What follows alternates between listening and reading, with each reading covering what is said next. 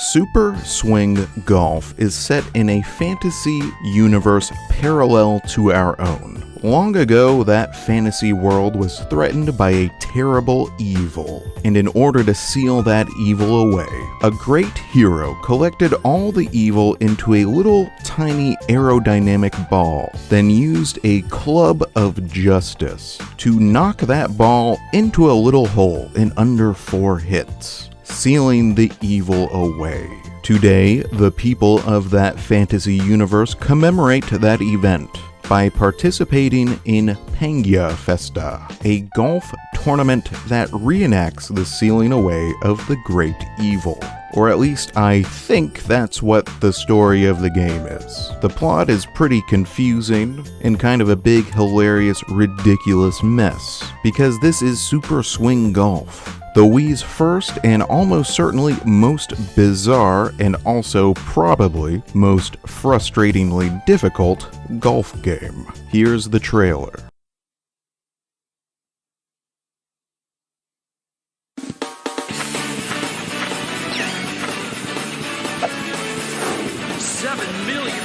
In the world enjoy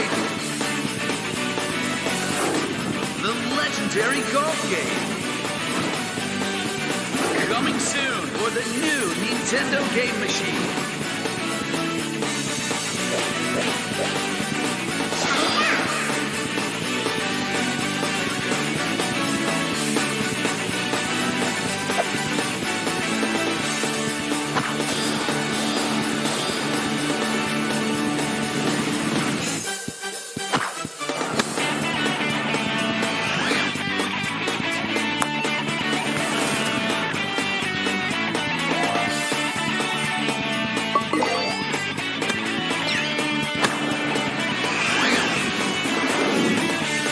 Super Swing Golf, Pangia.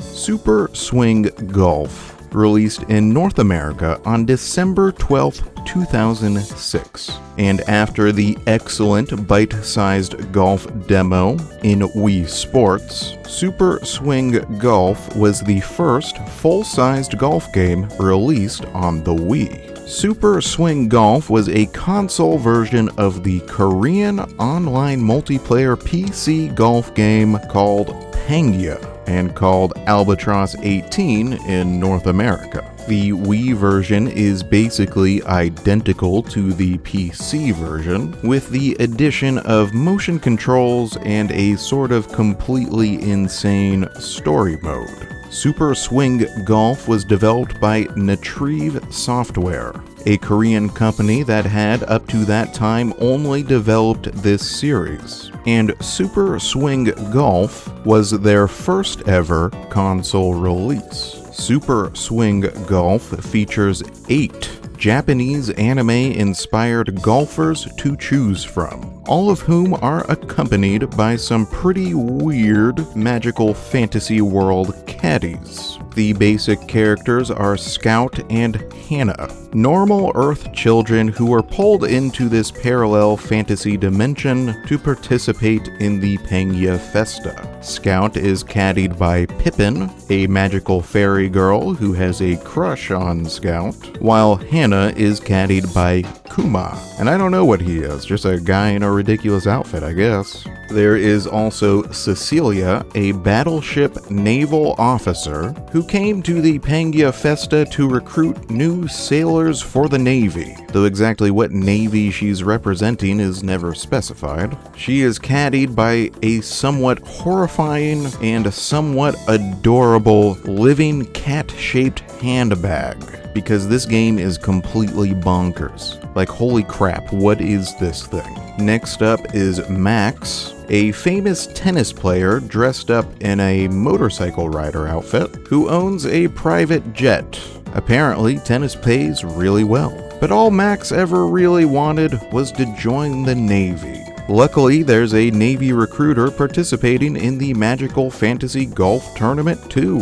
What are the odds? He is caddied by a broom-riding witch. Then there's Ku, or maybe Ko, a 10-year-old little girl pirate captain. And because this is anime, this 10-year-old basically isn't wearing any clothes. Stay classy, anime, never change. Ku, or Ko, is caddied by this bizarre little floating whale creature who rolls around and carries an umbrella. I don't know, your guess is as good as mine. Next is the middle-aged mother diddler Uncle Bob, the bane of my anime golf career. Uncle Bob is a retired police officer and caddied by Lola, and I don't know what the heck she is, but her hair flaps continuously like wings, so okay. The most popular character in the series appears to be cutesy, blue-haired, big-boobied anime girl Erin, who is popular for all the reasons you would expect. You know, her big,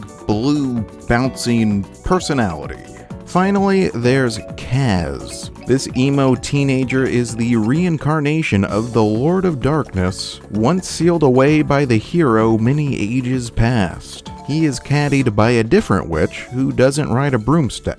That's diversity, folks. Super Swing Golf's quirky, bizarre, anime-inspired characters and setting is generally pretty delightful, and injects the game with a lot of personality and life missing from most sports video games. Golf is, unfortunately, a fairly dull and slow-paced sport. And at the very least, this game's crazy, bizarre fantasy style goes a long way to make the sport more interesting. This ain't your grandpa's golf, kiddies. This is Korean anime golf with scantily clad pirate children and horrific living bags shaped like cats. Unfortunately, that outrageous style doesn't filter into the gameplay very much. Outside of its quirky aesthetic and a couple special power swings, Super Swing Golf is a pretty grounded by-the-numbers golf game. I was expecting the gameplay to be a little sillier and crazier, like Mario Golf, but this game's gameplay is surprisingly closer to the Tiger Woods Golf Simulator games. The motion controls work well. They don't feel quite as natural, fluid, or accurate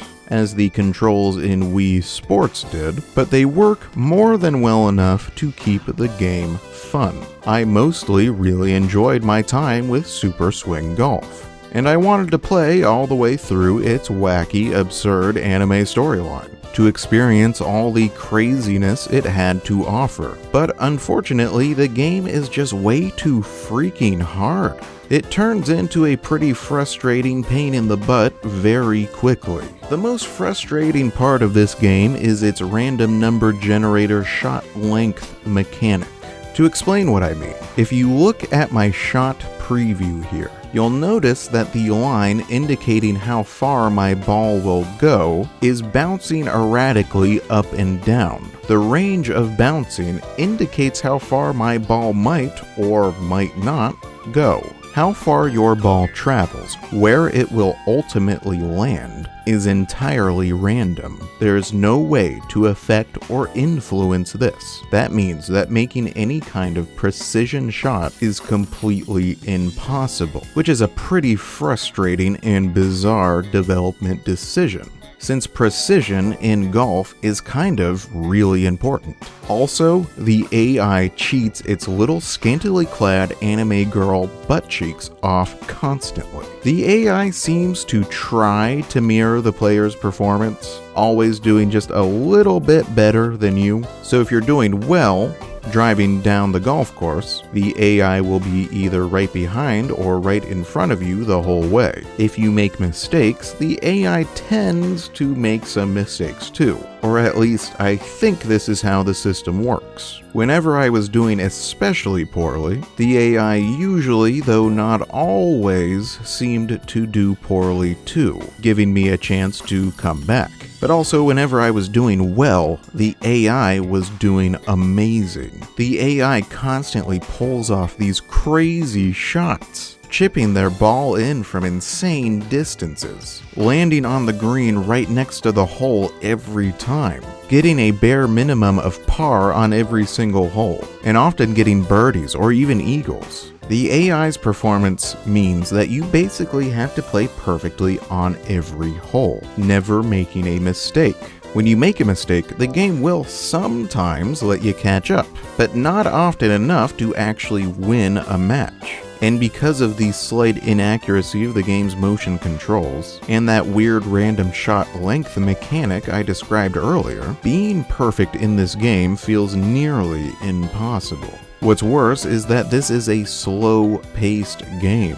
The matches take about 40 minutes to play, which means if you lose, you have to replay 40 minutes of golf. Super Swing Golf just takes freaking forever to play, which wouldn't be as much of a problem if it wasn't so unforgiving. I could not beat Uncle Bob. This smug mother trucker wiped my ass up and down the golf course again and again. And finally, I just had to give up.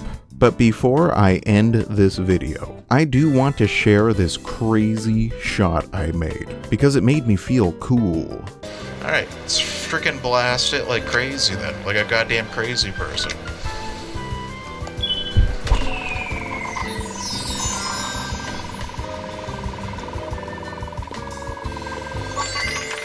What?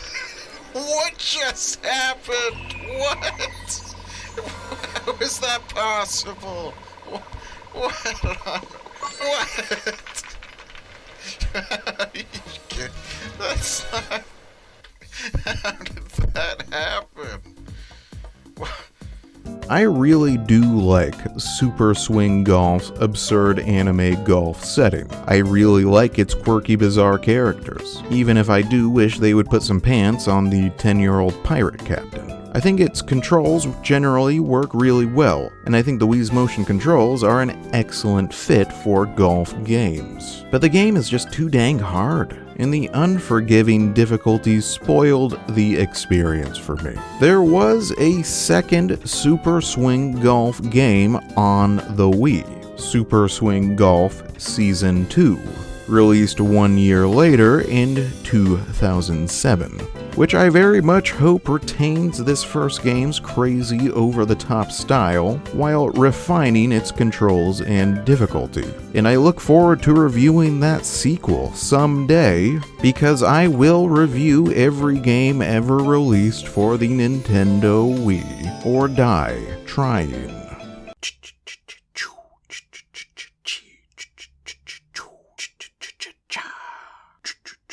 Oh yeah.